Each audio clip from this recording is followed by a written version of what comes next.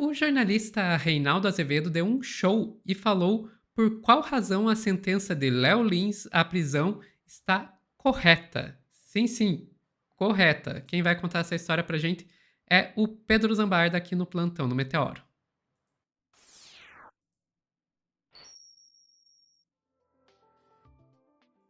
Sofia vai achar que eu sou um stalker do Reinaldo Azevedo daqui a pouco, né? Que eu vi a live do Flow e falei, não, tem que trazer. Que afinal de contas. Eu tô começando a achar mesmo, sinceramente. Eu fico pensando, o Pedro acorda e pensa, o que será que o Reinaldo Azevedo disse hoje? O Reinaldo foi dar uma entrevista no Flow e assim, eu tava até. Eu vi o corte seu e da Dai sobre o Léo Lins, eu concordo com tudo, a gente não pode passar pano de forma nenhuma pra crime de racismo, porque é o que as piadas desse sujeito são racistas, são preconceituosas, são capacitistas. Mas assim, eu não sou formado em direito e o que ficou pra mim só é que assim, eu falei, não, ele tem que ser punido, mas eu fico em dúvida, 8 anos a dosimetria mesmo? O Reinaldo explicou que sim, e que só tem um erro na sentença da juíza, que foi uma lei que ela aplicou lá que tava com o número errado. Mas assim, é uma, sabe, probleminha formal de petição. E assim, ele deu uma lição porque o Igor veio com o mesmo papinho que eu vim e falou, pô, mas será que 8 anos não é exagero? E aí o Reinaldo vai lá e responde isso aqui, Sofia, vamos vir juntos. Na verdade, a gente devia ouvir mais as pessoas pretas, mas às vezes é bom, às vezes um branco privilegiado que foi contra as cotas, agora tá falando a favor do crime de racismo. Vamos lá. Não esquecer o passado Em dele, Não, não né? dá. virou a mesma coisa, pena de 3 a 5 anos. E há nesta lei, foi aprovada agravantes, quando a ofensa não é só no setor privado, no setor fechado, privado, não sei o quê. Quando ela vai para as redes, quando é dito na mídia, então você tem uma majoração da pena. E você tem a Lei 7.716, que tem a ver com a discriminação dos portadores de deficiência. Preconceito contra portadores de deficiência. Capacitismo. Quando você pega as piadas que esse rapaz conta, e aí claro que nós temos uma questão, mas então vamos discutir a questão. A lei como está, a juíza está certa. Entendi. Vamos da lei? A Caroline Detoni, PL de Santa Catarina, uma das políticas mais reacionárias do Brasil, é aquela que defende escola sem partido, por exemplo. Ela quer censurar professor em escola. Ela quer censurar professor em escola. Ela quer... O patrono da educação brasileira é o Paulo Freire. Ela diz, não pode ser porque ele era marxista. Nota, o Paulo Freire não era marxista. Sim. Pô, Paulo Freire, eu acho o Paulo Freire muito foda. Pô. Ele não era marxista. Estudei ele na faculdade. Não era marxista. Não sei se você sabe, é o intelectual brasileiro mais citado no mundo e um dos mais citados do mundo, no mundo. Uma nota mental só. Todo podcast que o Reinaldo vai, ele deve levar um uísque embaixo do braço, né? Todo mundo bêbado falando verdade. Inteiro. Talvez o lugar onde ele Não. tem menos respeito seja o É o Brasil. Brasil. O Brasil por causa desse negócio que inventaram sobre ele. Então essa senhora tão democrata, tão bacana, que fica posando com rifle para todo lado. Aí ela fala assim, vou mudar a lei antirracismo. Olha, que a juíza aplicou a lei. Isso é uma coisa também pra galera pensar, né? Quem tá aí, eu acho que eu vou defender o Léo Lins e tal. Vocês estão do lado da Carol Detoni. Se eu fosse vocês, eu teria medo disso. Que ela definitivamente não é a pessoa mais confiável para relatar um projeto para flexibilizar a lei antirracismo. É a última pessoa qualificada para esse debate. Bárbara Lima Zepp, parabéns ela. Ela aplicou a lei corajosamente. A Caroline sacou isso. Porque burra ela não é. Tem que mudar a lei. Tem que mudar a lei. E na lei penal, se você muda a lei e você muda você minora a pena, ela recua, né? Para beneficiar. Ela está querendo tirar esses agravantes de maneira que... E aí, se os comediantes todos quiserem fazer depois um encontro em algum teatro, em desagravo ao Léo Lins, para que ele conte aquelas piadas maravilhosas, por exemplo, como Vamos trocar molestamento infantil por incesto, porque aí se o pai come a criança vai reclamar pro pai mesmo. Essa semana eu li uma menina, estávamos comentando vindo para cá agora, filha de um coronel da PM, que denunciou o pai, teve que gravar o pai, a mãe morrendo de câncer, gravar o pai, que o pai mantinha relações com ela forçadas desde os 11 anos. Você pode imaginar a dor de uma criança como essa? Não dá pra imaginar. Acho que é a coisa mais perversa Você possível. pode imaginar a destruição da vida que isso é? Para ser tratado assim? Em nome da liberdade de expressão? A liberdade de expressão certamente tem defesas melhores do que essa. Mas vamos lá. A lei é essa. A juíza aplicou a lei.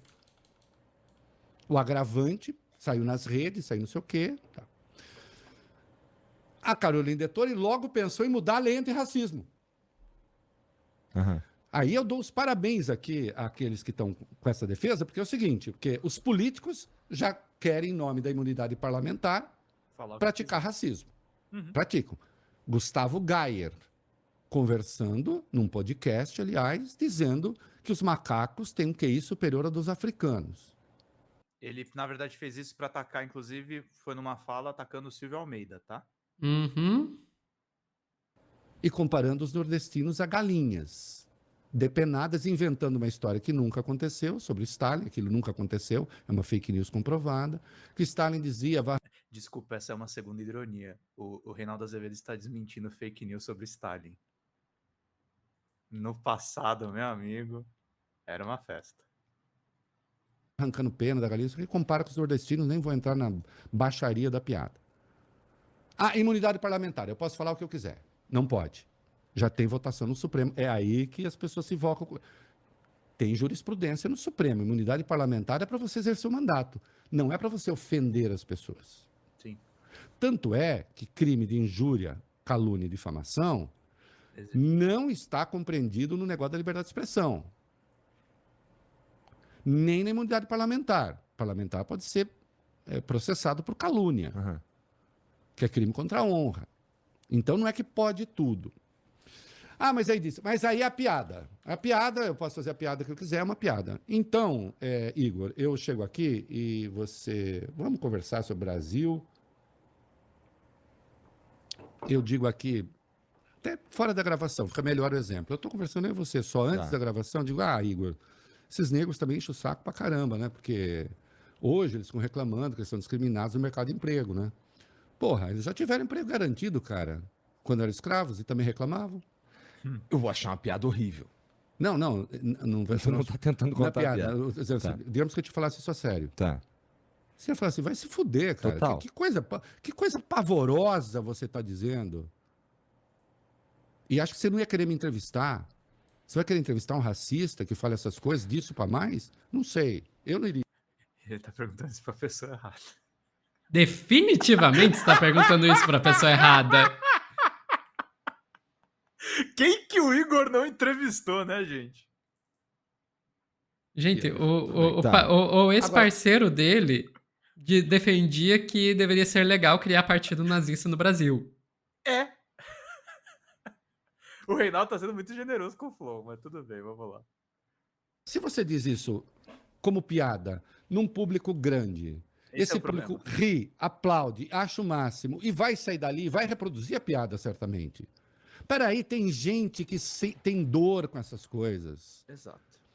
É preciso que se respeite isso. O racismo é um problema grave no Brasil. A discriminação racial é um problema grave no Brasil, segue sendo um problema grave. 95% das crianças que morrem de bala perdida são negras. Não é porque a bala gosta de pegar a criança preta, porque elas estão morando num lugar em que esse tipo de coisa acontece e as pessoas acham que é normal acontecer. Mas se morre uma criança branca, você tem o caos. O secretário de Segurança vai falar. Então, assim, a lei diz que nestas circunstâncias você tem agravantes. Os humoristas, a Caroline Detoni está falando para eles o seguinte: fiquem tranquilos, que tem um monte de humorista reclamando, eu vou tirar vocês de qualquer imputação. Vocês estão livres. Então, ok. Se os humoristas querem esse privilégio, vão se sentir muito bem e precisam disso para ter graça, Então, os políticos ficam livres, porque eles querem ser livres. Imunidade parlamentar. Os humoristas ficam livres. Quem mais vai ficar livre? Os caras que estão cometendo o crime pra valer. Claro. Claro, porque a partir daí, a resposta... Você vê, você fala assim, não aprendo... Eu adoro conversar com você porque você sabe conduzir uma entrevista. Então, Sofia, entra naquela questão, muita rasgação de seda entre o Flo e o Reinaldo, mas o que eu ia falar, entra na questão vai ser o tema provavelmente do seu telescópio, qual é realmente o problema da J.K. Rowling ser transfóbica, né? Pois é, pois é. Eu acho que assim, a gente tem que pensar duas coisas, tem duas coisas aí desse discurso do Reinaldo, porque vamos convenhamos, foi muito mais um discurso que uma entrevista. Sim. Esse Como discurso do todas as Reinaldo... entrevistas dele. Que eu acho que assim vale destacar. A primeira é dos humoristas que precisam disso. Gente, vamos e convenhamos, esse tipo de piada é o refúgio de humorista medíocre. Sim. É refúgio de humorista medíocre, porque, cara, existem humoristas muito bons que você vê, que fazem shows, inclusive de stand-up, que não precisam ficar atacando 500 mil minorias para conseguir fazer para conseguir fazer comédia. Sim. A minha vez de rasgar seda aqui, esses tempos atrás eu fui num show do Victor Camejo, aqui em Curitiba. Gente, mandou muito bem, sem ofender ninguém. Você ri do começo ao fim. Uhum. Sem ofender ninguém. Tá, talvez tenha ofendido uns bolsonaristas, mas aí, enfim. Aí tá liberado.